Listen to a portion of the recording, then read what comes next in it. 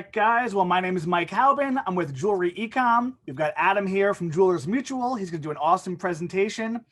If you guys have any questions, just feel free to put them in the chat, and we will make sure to get them answered. Adam, it's all yours. Thanks, Mike. Thanks for participating today, everybody. Happy day, happy Friday. Good afternoon, good morning, depending upon which time zone you're in.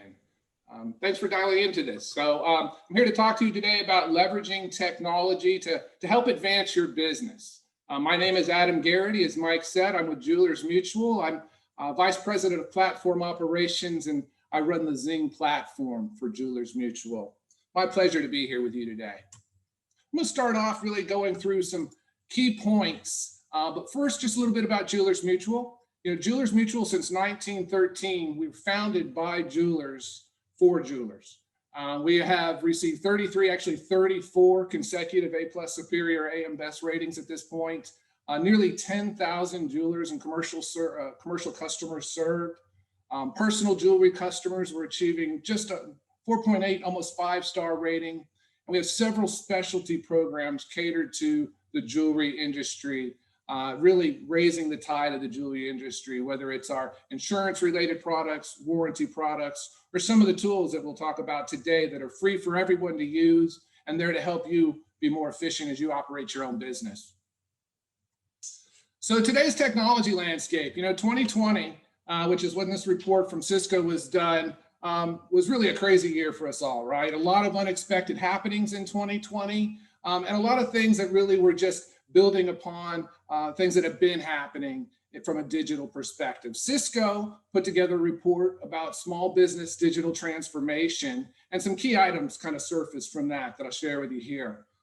Top digital priority for small businesses, medium-sized businesses, really all businesses these days, is to improve the operations and service delivery. The more efficient you can become at operating the business, the more time you can spend growing your business and focusing on your customers. Service delivery, providing services to them that you may not be able to provide when you're in a hurried type of landscape. Top 3 challenges, though, facing businesses to get to that point are really skills. Digital can be very complex, but it doesn't have to be. Using simple tools or tools that are put forward to make it easier for you can alleviate a lot of the need for you to actually have the skills yourself. Enabling technologies is really what that's about. Leveraging those enabling technologies to really operate more efficiently and grow your business as a result of those efficiencies. And then don't forget about insights. Data is important. Data lends insights. It helps you run your business more effectively, make smarter decisions. The internet, if nothing else, is filled with data, and we can bring that data to bear in very meaningful ways that, again, raise the tide of the industry. Revenue growth from the highest level of transformation for people that have really embraced digital transformation, 8 times faster than those that have been slower to adopt digital technologies, 2 times faster than the majority. So if you think about the classic bell curve that we all suffered through high school and college, those in the middle of that curve are really your majority. And even if you're in the majority, you're growing faster than those who aren't adapting it. But if you're quick, or if you're really embracing the technology, you're growing really magnitudes larger, faster than those that are not. So that's from Cisco. I'll be sharing this presentation later, so don't worry about writing down these links. You'll be able to follow them and research this stuff on your own and see the same information that I'll be sharing here today. So JCK, JCK did a similar industry report, State of the Jewelry Industry report. And they found that 40% of jewelers today have non-sales websites. So they may have a website, but it's really maybe more of a brochure website, brochureware type of website, but not really conducting business, not conducting commerce on that website. And 14% of jewelers today actually have no website presence at all, which if you think about where we all are today on our telephones, on our tablets, on our laptops, to not be representing your business in that ecosystem is really a disservice to your business, and you're going to suffer as a result of that.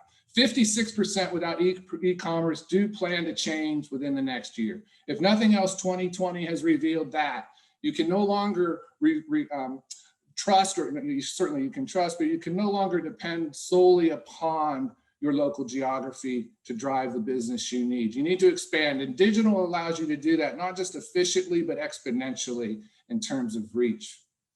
39% say changing inventory buying habits is one of their top strategies and a business challenge for them. So, you have a back room full of inventory that is, been there for some period of time. It's a lot of overhead to carry, and shifting to more a just-in-time model where you're sourcing the merchandise, or you're sourcing your raw materials to create your product is a way that you can help to streamline your operations, and certainly 39% are thinking that way.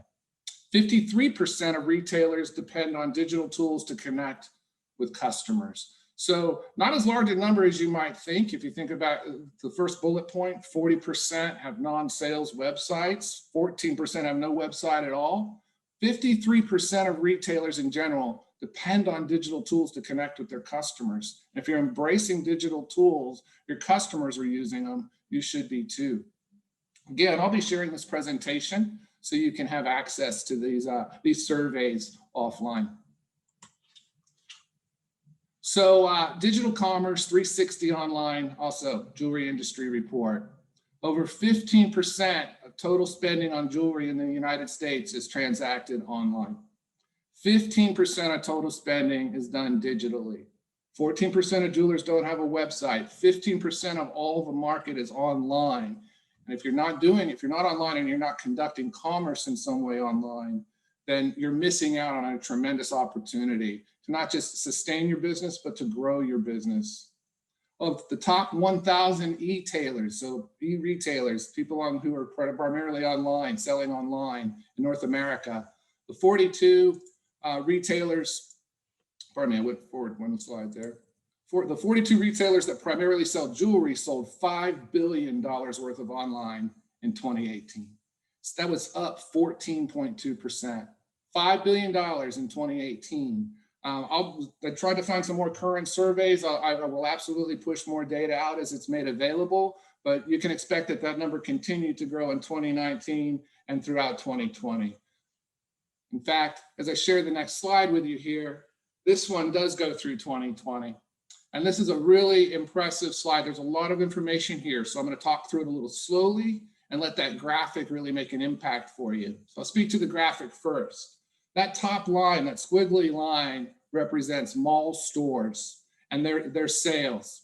And a mall store is a department store, toy store, hardware stores, jewelry and accessory stores, most of the stores you might expect to see in a mall or as a big box retailer or a small box retailer. Now, if you look at Q4 2007, which is working from the left, about 25% over, you can see that at about 164 billion in Q4 27 fell, just dropped. It just dropped off right after 2007, moving into the financial crisis. And just a huge drop in retail sales there, watching that top line. Now, if you look at the red line along the way, while it did see a dip at that same time, the red line, which represents e-commerce growth year over year over year, while retail remained fairly stagnant, if not dropping to levels. In fact, as we move forward and move to the right of this graph, you'll see that since 2015, sales have trended lower as bankruptcies and liquidations have come into play and fallen on top of each other as the economy has changed. It's been a rougher haul for people to work through, and as a result of that, you've seen some drop. And as of Q1 2020, right there on the far right, upper right-hand corner of that graph, sales plunged 11% from the prior quarter. Now, this is for retail mall store sales, fell 11%. It just dropped off a cliff. At the same time, look what happened to e-commerce. E-commerce continued to grow. Right? So while retail mall store sales are at the lowest they've ever been in this century, e-commerce continues to grow, further underscoring the point that if you're not looking at operating in a digital capacity, if you're not thinking about how you can transform your business operations to serve your customers in digital ways, if you're not thinking about ways to refine your business and optimize your business so that you can have a better management over your inventory and perhaps shift more to a just-in-time model, then you're going to be struggling. The opportunities to struggle become greater than the opportunities to succeed. So what can we do? Like, what can we do to prepare your business for today? Like, it's no longer talking about preparing your business for tomorrow. This is about preparing business for today. Boston Consulting Group put together a little 4 pillars of digital strategy. Starts with digitizing your customer relationships, emails, online communications, message forums, chats, your Facebook profile, social media profiles. These are opportunities for you to extend a digital presence outside of your physical footprint and expand your network, expand your audience as a result of that. Building digital talent within your organization. You know, digital can be scary, but it doesn't have to be.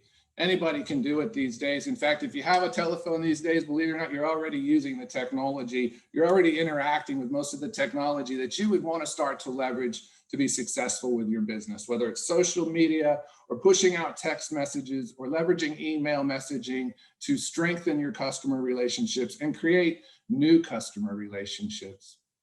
Harnessing data and advanced technology. So there are a lot of tools emerging in the space. The Zing platform that JM Jewelers Mutual is putting forward is about gathering technology, best in breed technology, and putting it forward in very easy to use ways. And with that advanced technology comes data. And that data allows for deep insights into best practices for best ways to market, best ways to what's selling here, what's selling there, pricing, all sorts of strategic decisions that can help you operate more efficiently can there become, and you glean those insights from the data that the data ultimately comes from leveraging the tools. And then that all leads into digitizing operations and automating your processes. So the more digital you become, the more efficient you can become. The more efficient you become, the less time you spend operating your business, the more time you spend growing your business, the more time you spend cultivating those customer relationships, strengthening them, deepening them, and broadening them to ultimately reach new levels of business beyond where you're operating today. So Zing platform, I mentioned the Zing platform. It's all about maximizing your business potential. We launched the Zing platform back in 2019, officially in 2020, but we actually launched it in 2019 with the introduction of our care plan product and also a shipping product. Since then, we have continued to add to the product selection, bringing in best in breed tools and resources for you, the jeweler, for the jewelry industry. So from appraisal solution that is absolutely free to use, you do not have to be a Jewelers Mutual customer to actually use Zing or to use the tools we provide through Zing, to a marketplace where you can source diamonds and raw goods to actually make new products. We actually have built it for you. We actually work with jewelers to usability test everything to ensure that the tools are easy to use, but also easy to understand.